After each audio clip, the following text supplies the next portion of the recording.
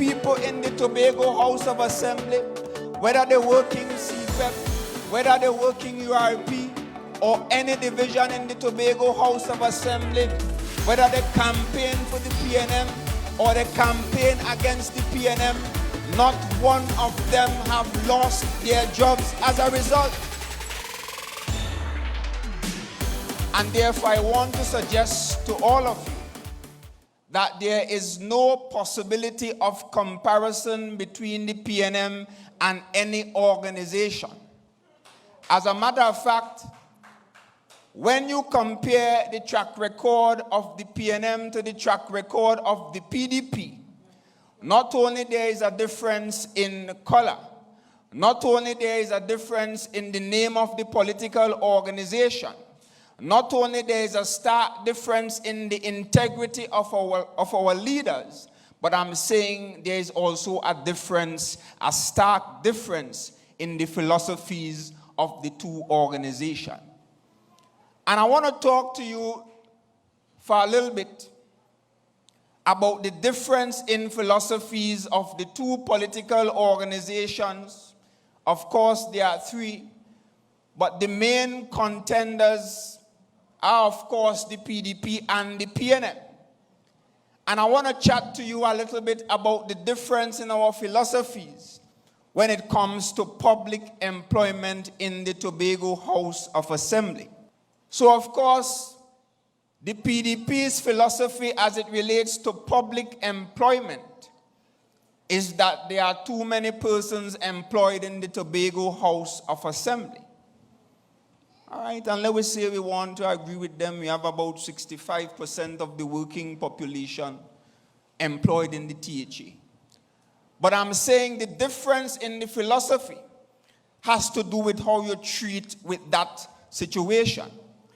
Because there you have the PDP talking about weaning Tobago people off public employment. And I'm saying to you that when you look at the track record of the PDP's leader, his track record in the PSC, and the fact that approximately 3 or 4 years ago, he unceremoniously dismissed 13 PSA workers simply because of the color of their jerseys.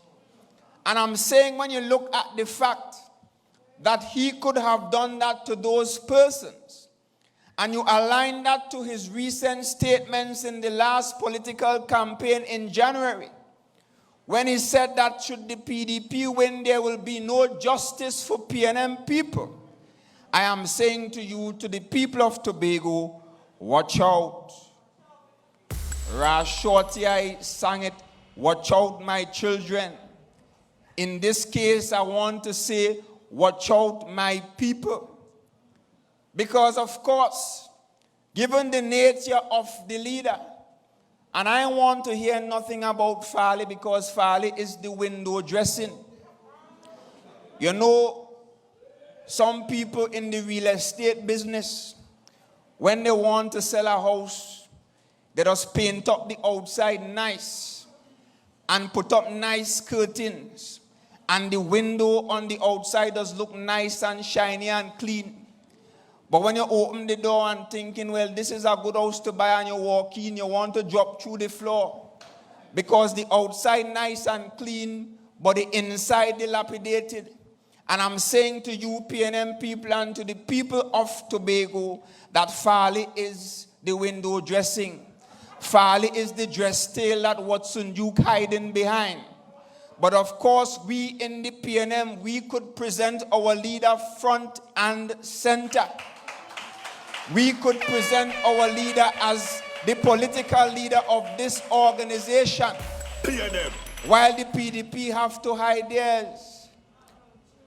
And I don't blame them, because if Watson Duke was my leader, I would have been shamed the same way. But the difference with me and them is that I would have disassociated myself from the likes of Watson Duke. Because I'm saying when you examine the track record, 13 people dismissed just like that from the PSA, and statements about no justice for members of the PNM and people wearing red jersey. I am saying, what else do you need to hear from the PDP side to come to the conclusion that victimization and the possibility of retrenchment draw at night? But I'm saying you must link that to what Farley is saying. Because there you have Farley saying on a number of interviews and even on the platform that the Tobago House of Assembly has too many persons employed. And therefore we want to begin to wean the people of Tobago off of public employment. And he's talking about giving them entrepreneurship grants. And when you get your grant, you have about 2 years before you have to leave the THA and pay full attention to your business. And I'm saying compare that to the People's National Movement. Because of course, we continue to employ persons in the THA. And none of those persons, even those like Sertica or who mounted many platforms and cosway the PNM stink, still had her job in the Tobago House of Assembly. And I'm saying people in the Tobago House of Assembly, whether they're working CPEP, whether they're working URP, or any division in the Tobago House of Assembly, whether they campaign for the PNM or they campaign against the PNM, not one of them have lost their jobs as a result.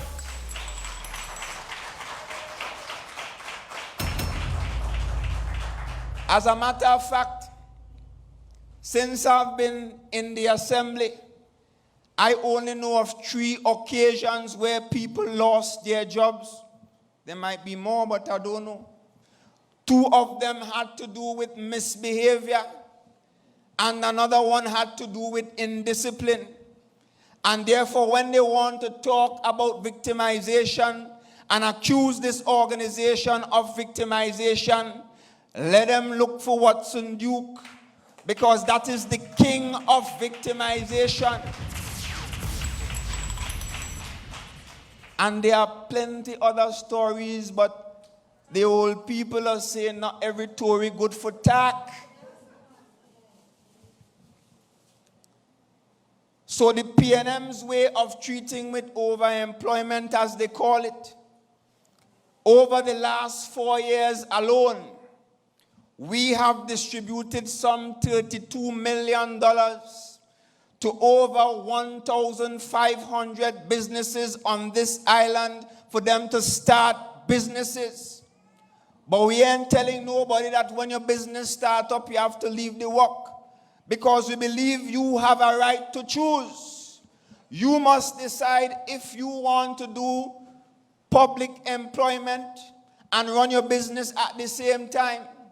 You must decide if you want to have 1 stream of income, 2 streams of income, or even 3 streams of income. As a matter of fact, I want to suggest to you, the people of Tobago, that as far as possible, you must look for more than 1 stream of income. Because of course, all of you desire to own a car and to buy a house and to send your children to school. And in many instances, you will not be able to do that on 1 salary. And I'm saying even in circumstances where you feel your salary might be large enough, always try to diversify your income.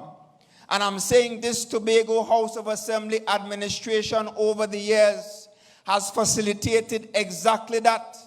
Because we are saying to the people of Tobago, especially the young persons, come to the Division of Community Development, Enterprise Development and Labor and earn yourself a skill, whether it be art and craft, whether it be garment construction, fabric designing.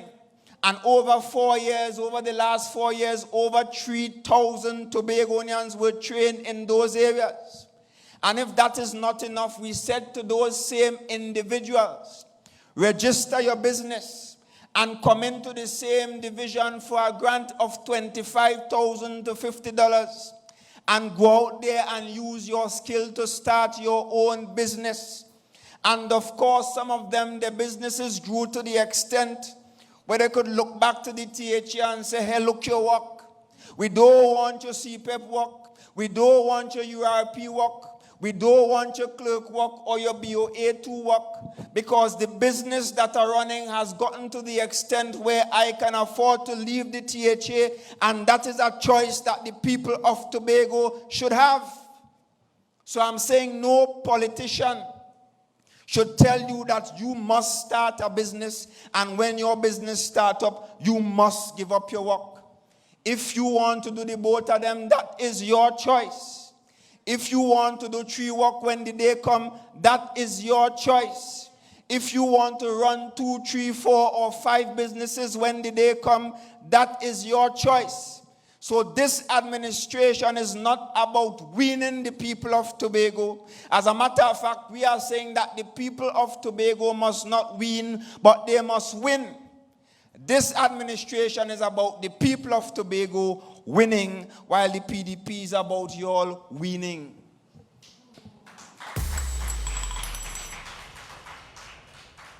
So of course, we understand the need to develop a more robust private sector, to create other opportunities for Tobagonians. So again, you can have even more choice. And of course, other speakers will speak to those plans. But I'm saying, as we develop a more robust tourism sector, and as we develop a more robust agriculture sector, and those other opportunities are available to you, the people of Tobago, you get to decide. You get to decide if you want to leave your THA work and move on to the private sector. But I'm saying, in this administration, we are not forcing anybody to make those decisions, because you're big and you have sense and you have a right to make those choices for yourself. So of course, while the PDP wants to build a robust private sector through retrenchment, we in the PNM will do so by private investment, whether local investment or foreign investment. And you will hear a little bit more about that later. But of course, let's look at the agriculture sector. Because in this pandemic, we have seen a situation where a number of jobs were lost. We have seen where the tourism sector has suffered immensely. But we have also seen that as a country, we are somewhat exposed to the market when it comes to importation and the issues that arise. Because I'm sure all of you are seeing what is happening all over the world, where the price of shipping has gone up tremendously, where there have been significant delays in getting goods across the various jurisdictions. And we are seeing, of course, where the prices of even building materials and the prices of food has gone up as a result of this pandemic. And we are saying that as a people here in Tobago, we must pay attention to that and ensure that we are able to feed ourselves and create further opportunities in the agriculture sector. So of course, I want to tell you about some of our achievements in the agriculture sector. Because all of you are aware that contrary to what our opponents may say, we have a very vibrant agriculture sector on this island. As a matter of fact, we have over 3,500 farmers here in Tobago, registered farmers. And I want to tell you that over the last 2 years alone, we have made significant strides in the agriculture sector. Because throughout this pandemic, the Business Development Unit has provided some $3 million in grant funding to just over 100 farmers.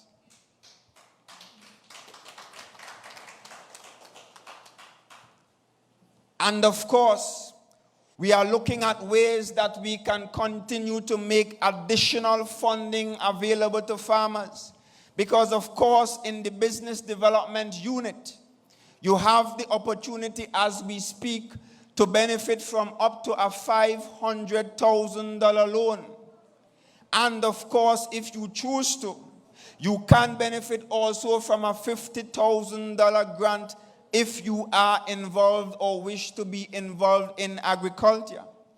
And even outside of the Tobago House of Assembly, you have several commercial banks, you have credit unions, and you even have the Agriculture Development Bank, the ADB, providing access to funding for farmers on this island. And of course, in the Division of Agriculture, we have made available in the last year just over $1 million in incentives to just around 97 farmers in that short period. And I'm saying this administration has done tremendously well in terms of providing farmers and those interested in agriculture with financing opportunities for them to get involved, and even for those who are involved to expand what they are doing in the agriculture sector. But of course, apart from the financing, there is a need for proper infrastructure in the agriculture sector. And that is why your administration over the last 2 years alone, we like to talk about 21 years, but if I talk about 21 years, I will speak from now until in the morning and I will not be finished. So over the last 2 years alone, we have spent some $50 million to construct approximately 97 agriculture access roads that benefited 197 farmers across Tobago.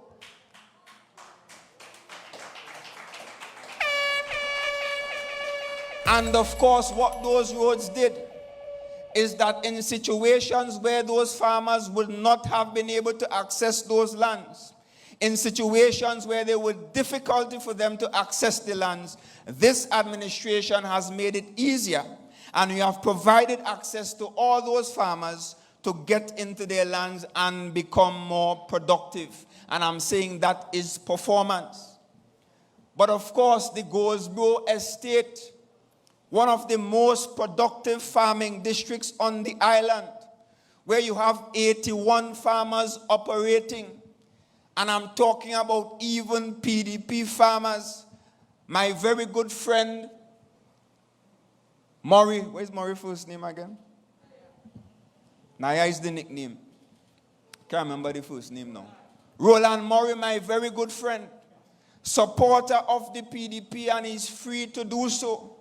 But I'm saying this, Chief Secretary, over the last couple months, we have ensured that the farmers in the Goldsboro district, all 81 of them, through the expenditure of some $15 million, we are establishing an irrigation system to take water from approximately 5 wells in that district and carry water to each of the 81 farmers in that location. And we are saying to them now that you have no excuse for not producing.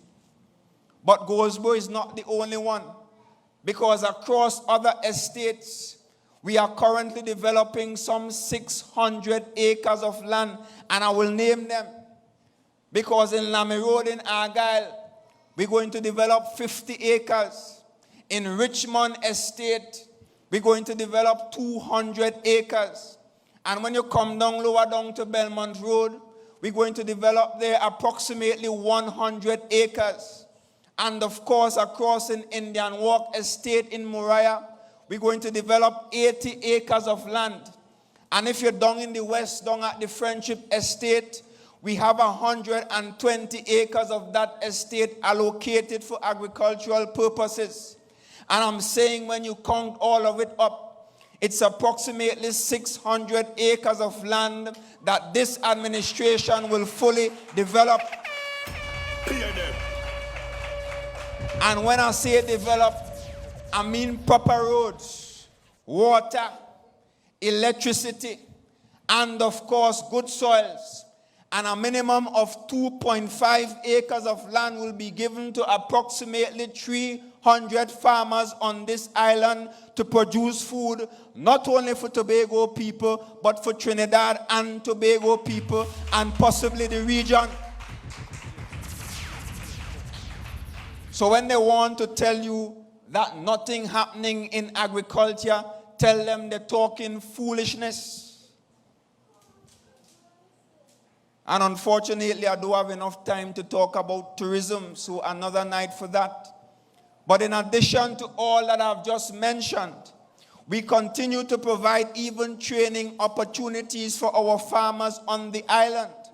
Because during this COVID period alone, again, I'm not going back to 21 years, during this COVID period alone, we provided training opportunities to over 200 farmers through our virtual training program, whether it be livestock training in the livestock area, and even in the crops area, and even as it relates to managing their business effectively in the agriculture sector. So I'm saying your PNM administration continues to deliver. And therefore I am saying to you, the people of Tobago, and you, the people even of Trinidad and Tobago, to take no chances with your future, because the best option for this country at this point in time, even as we make our way out of this difficult period brought about by the pandemic, is to ensure that you have a PNM government in Trinidad, led by a Tobago-born Prime Minister, and a PNM THA that will work in close collaboration so that we can have the kind of predictability and the kind of development and the kind of effective and efficient government that is required for these times. So take no chance with your future. So of course, I cannot leave this platform without endorsing your candidate, a young man like myself who I've known for many years. My first interaction with Mr. Morris happened to be on a cricket field. He wasn't good at cricket, but he was also a footballer, so he was good at that. But I'm saying, since you have elected this young man to office in January, I don't know about you, but I have seen one of the hardest working assemblymen, not only in this period, but throughout the existence of the assembly. Because I'm saying every single morning I look at the Facebook page, is some program, is some initiative, is some action being taken to improve the quality of life of you, the people of this electoral district. And you see, before I leave the platform, I want to debunk a foolish notion that is out there. Because there is this idea that if you're not a secretary or you're not a part of the executive council, that you can't represent your people.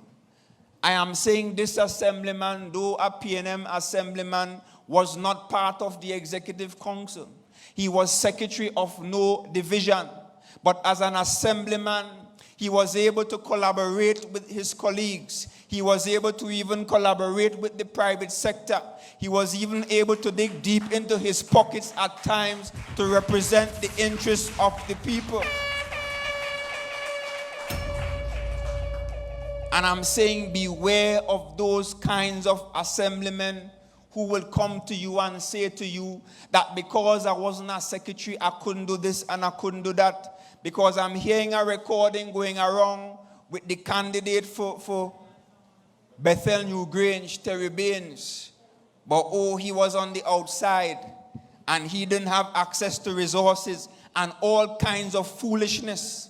Because I'm saying this administration, we have done work and we have facilitated development in every single electoral district across Tobago. PNM. Because the Roxborough Administrative Complex is not in a PNM area. The Palatovia Jetty is not in a PNM area. All those retaining walls built in the east to treat with landslides, those were not in PNM areas. And I'm saying when it comes to us PNM people and this PNM administration, we develop every single area of Tobago. Even the business grants that I just spoke about, $32 million over the last 4 years. has been almost equally divided among businesses across all of Tobago. Businesses in Palatuvia benefited. Businesses in Roxborough benefited all the way down to Crown Point.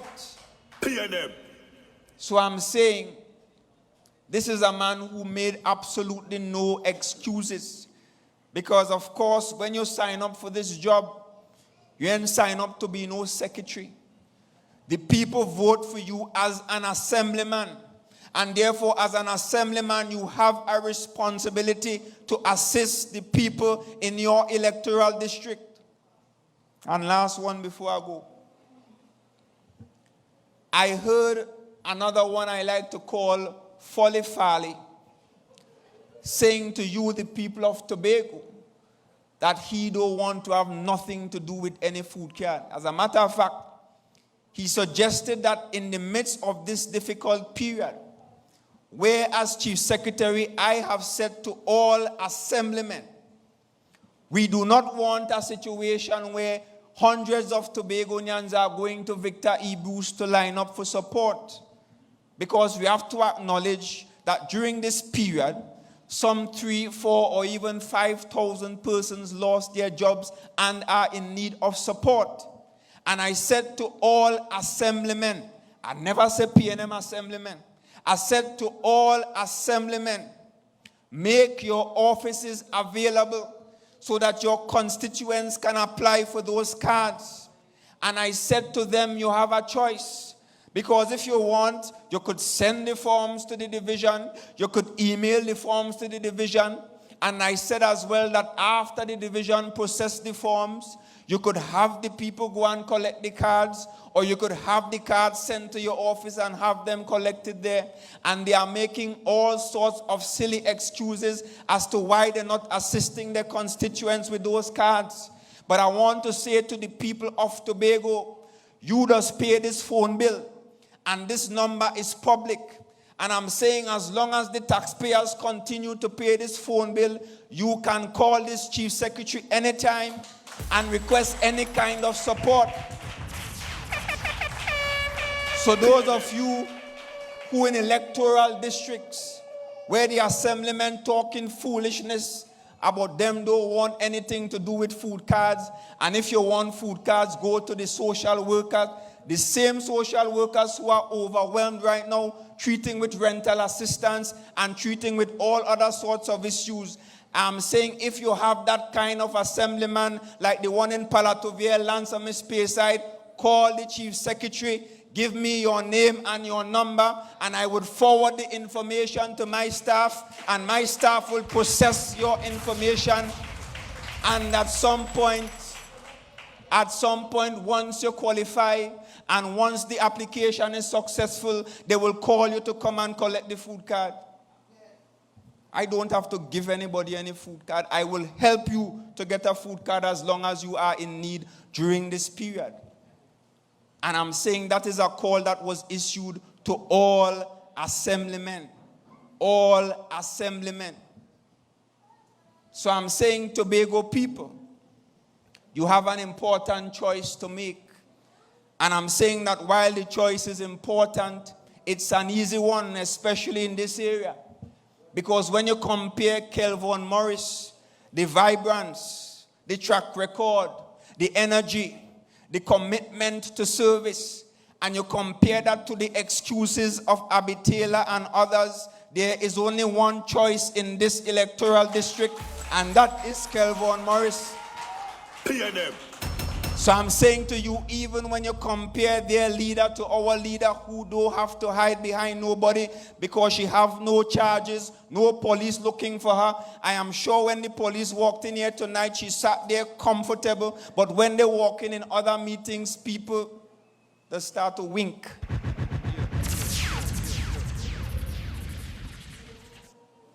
So I'm saying when you compare those choices, the only option in this election to ensure that we have credible leadership, to ensure that we have collaboration between Trinidad and Tobago, to ensure that the two islands can go forward standing side by side in pursuit of an autonomous Tobago, to ensure that we can continue to chart our way out of this pandemic, to ensure that we can continue to develop our private sector, not with retrenchment, but with investment. You have no other choice but to support the People's National Movement. And I'm saying when you do that, when you go out there and ensure that the Tobago people win and not win, you will be able to say on December the 6th in one loud voice, lustily, just around about this time, great is the PNM, great is the PNM, great is the PNM, and we have prevailed. Take no chance. Protect your future. On December 6th, vote PNM. Great is the PNM.